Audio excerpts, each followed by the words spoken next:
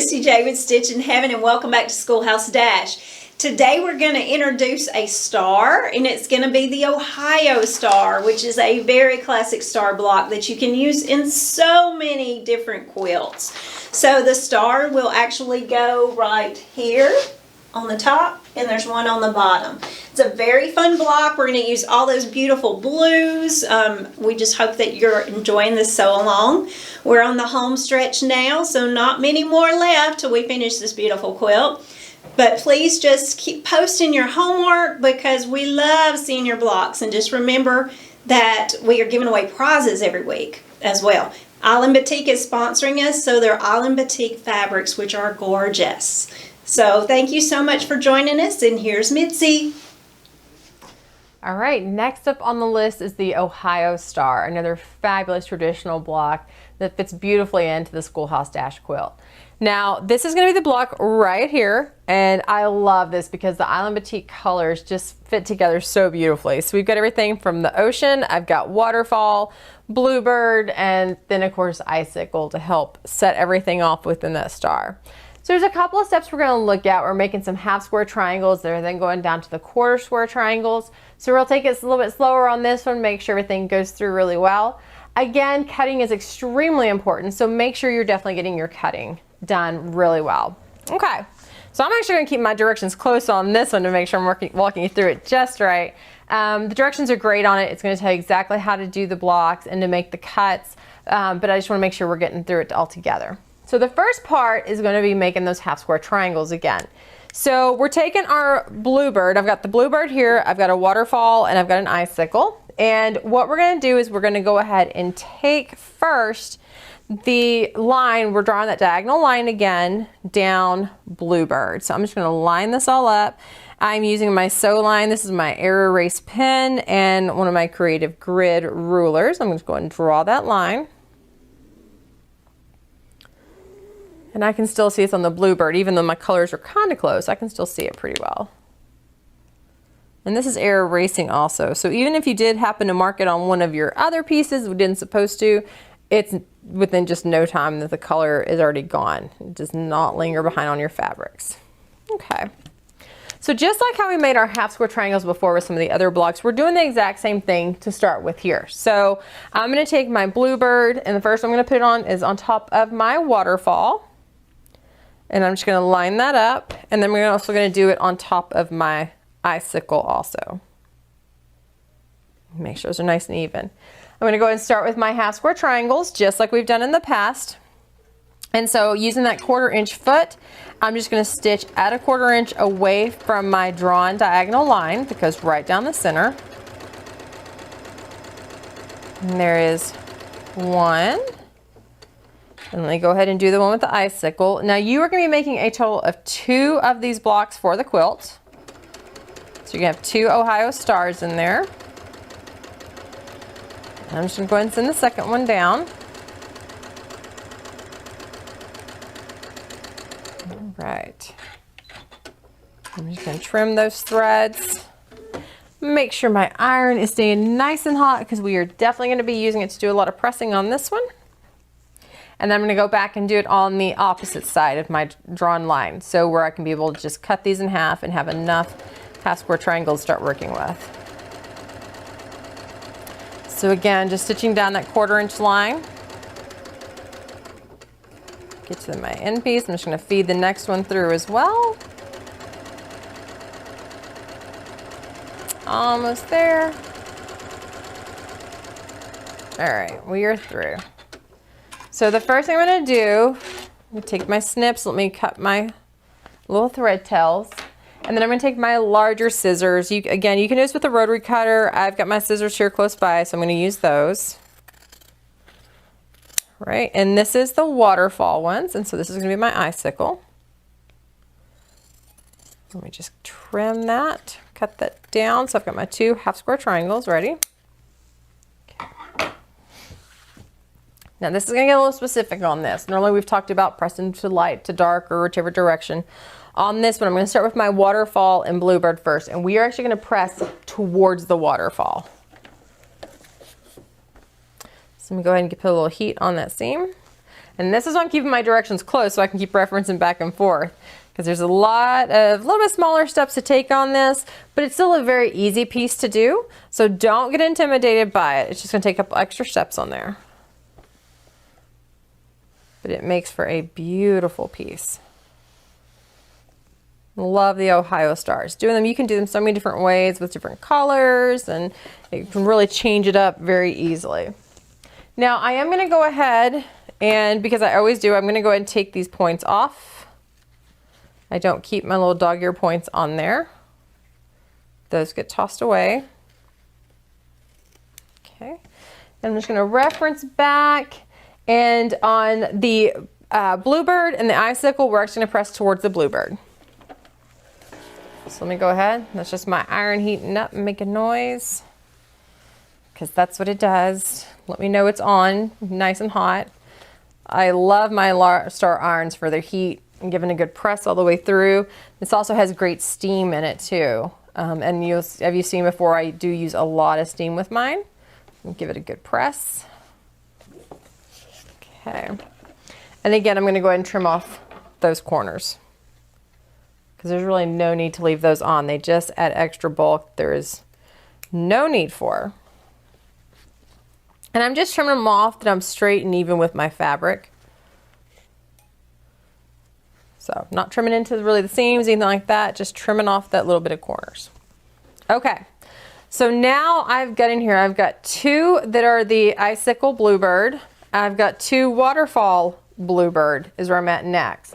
Now this is how we're going to get down to our quarter square triangle. So I'm going to set two of them out of the way, and I'm going to bring two with me. So the bluebird, we want to sit opposite of each other. Okay. And I'm just confirming with that. Yep. And I'm making sure, because we want them to be able to sit opposite across from each other. And so this is where it gets a little bit more confusing and time consuming, but that's okay. Because what I'm going to do is, once I get them all together here, we're going to have to mark them. Okay. So this was where it's really important in your cutting.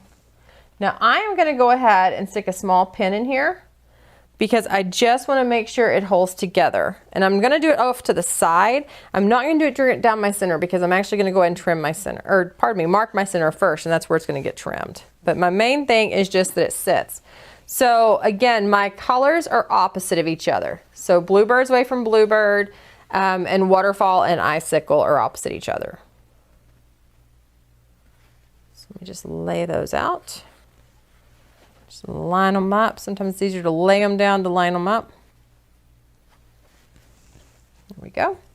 And again, just so they can make sure they're holding everything together, I'm just going to put a small pin over here, close to where that seam is, because we're actually going to go over the top of that. So I'm going to mark these just like how we do with the half square triangle. I'm going to mark it down that center diagonal. So again, grab my ruler.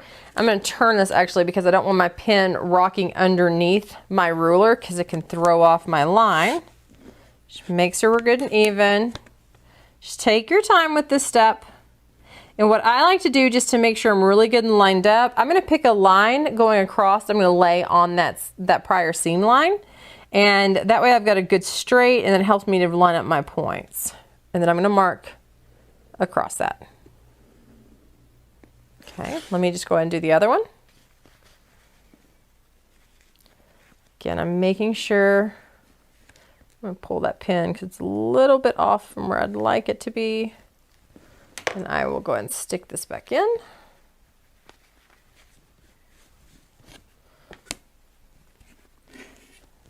And this just gets a little bit tedious, but you're really wanting to make sure it's lined up nicely. So I'm coming across, making sure my lines are all good all the way through. And I'm going to come on that diagonal once more. Now then, from here, just like how we did the half square triangles before, we're going to do the exact same thing. So you're 1/4 inch on each side is what we're going for. Let me slide that out of the way. I'm going to leave that pin in there. It's not going to be in my way, but I'm going to go ahead and start feeding these through.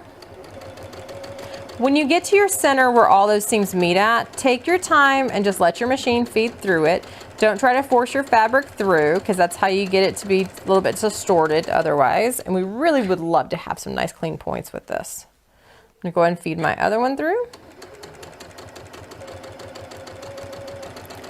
And then we're gonna do the same as we did with our half square triangle, where we flip it and go the other way. Exact same thing.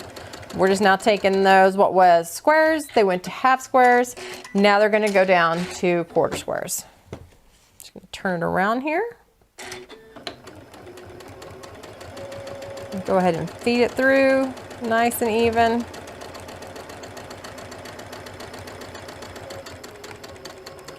And one more.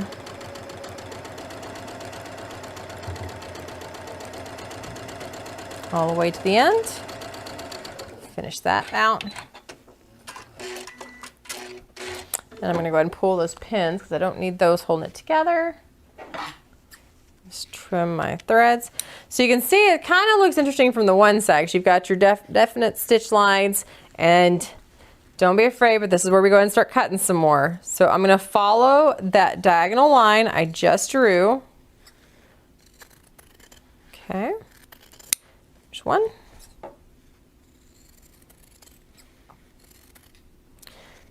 Almost there. There we go. So then when you open this up, you've got this. All right. So when you look at down here with our points, this is making that section right there. See, that sits right there at it. So I'm going to go ahead and we're going to press these. And then from here, it really starts going together very quickly because you're back on kind of that 9 patch idea again. So give these a good press. I'm gonna, because I've got the dark side, I've got the waterfall and the bluebird on that one side, I'm just gonna go ahead and press towards them so I can keep it off of that lighter icicle. Now, the fabrics really don't show through the icicle. I'm just trying to go with what traditionally I do, and what the traditional standard is always press into the dark side, you'll hear. So let me go ahead and put that in. Just a couple little presses. And then from here, it's really going to be easy to line those up to finish making that star. And it makes a beautiful Ohio star with all these colors. One more.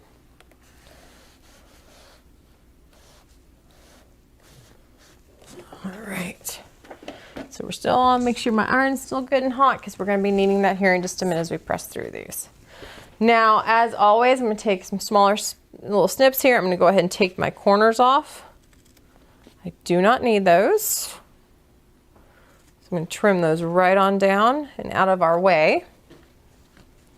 Again, we just don't need that extra bulk in there anytime we're doing our seams. So if we can help avoid it by just trimming off our little corners, let's definitely go for it. Okay. All right, so let's start laying this out. Now the first piece I'm gonna pull is gonna be my ocean. That's gonna be the center. Let me slide back here all the way if you can see it. So we've got the center here.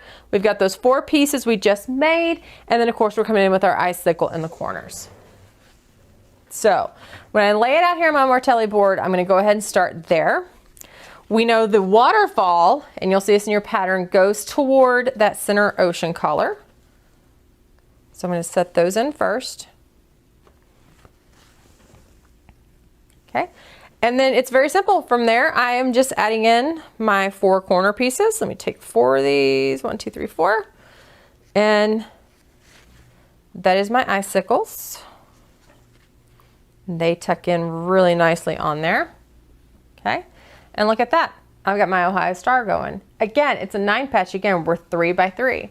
So very simple like we've done in the previous ones. We're just gonna go ahead and take these and stitch them right on. Now, we talked a lot of times about with the different ways of pressing, and you know, pressing to the dark side, pressing this way or that way, reducing the bulk. And on this one, because we have so many seams in those corners, what I'm going to recommend is you actually just press to your solid piece. Yes, that's going to mean we are pressing to an icicle piece, the lighter of the pieces. But again, what I'm looking for and trying to do is whatever I can to reduce my bulk where all those seams come together at. So I'm going to actually go ahead and do that. Let me sew this next piece on. Right there, line those up.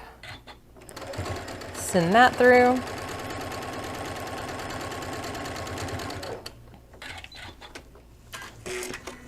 Get my pressing pad over here, snip those apart. And so I'm gonna go ahead and press to my solid, and it's just literally for this reason, it's to help reduce the bulk is the biggest part of it. And this way too, once we get ready to put everything together, those seams are gonna nest up really nicely together. So I wanna be able to have that option as well. Okay, we're gonna go to our ocean, which is our center. Just love how this dark center pops off of the quilt and of the blocks. And again, I'm going to press towards my solid piece. Okay. Last thing we're going to do is go ahead and add in the last of our solid pieces. So I'm taking my icicle onto that top. It's going to be my top row.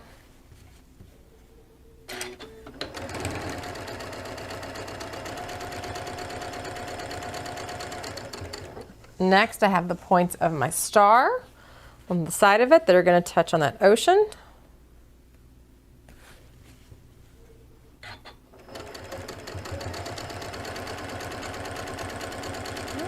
And we're going to finish that up with one last solid piece on those star tips.